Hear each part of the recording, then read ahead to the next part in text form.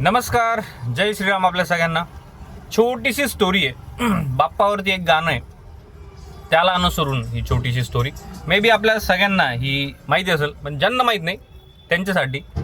बाप्पावरती जे गाणं लिहिलं गेलं होतं ते म्हणजे असं होतं की, नाव काढू नको तांदुळाचे, केले मोदक लाल गव्हाचे, हाल ओळख साऱ्या जगाचे, दिन येतील कारे सुखाचे, सेवा जाणूनी गोड मानूनी, द्यावा आशीर्वाद आता बाप्पा मोरया रे. आणि ते पुढे कंटिन्यू होतं, बरोबर.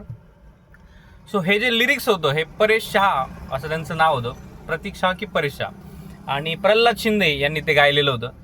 सो लिहिण्यामागचं कारण असं होतं की 71-72 1971 ते 72 मध्ये इंडियामध्ये संपूर्ण दुष्काळ आलेला होता.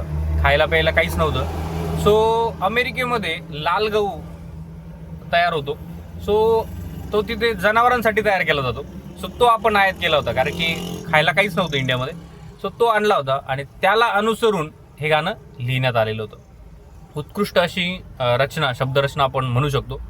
आणि त्याच्यानंतर मग दुष्काळ गेला आणि पुढे सगळ्या गोष्टी कंटिन्यू झाल्या. सो ही ती छोटीशी स्टोरी, त्याला अनुसरून. गणपती बाप्पा मोरया, मंगलमूर्ती मोरया.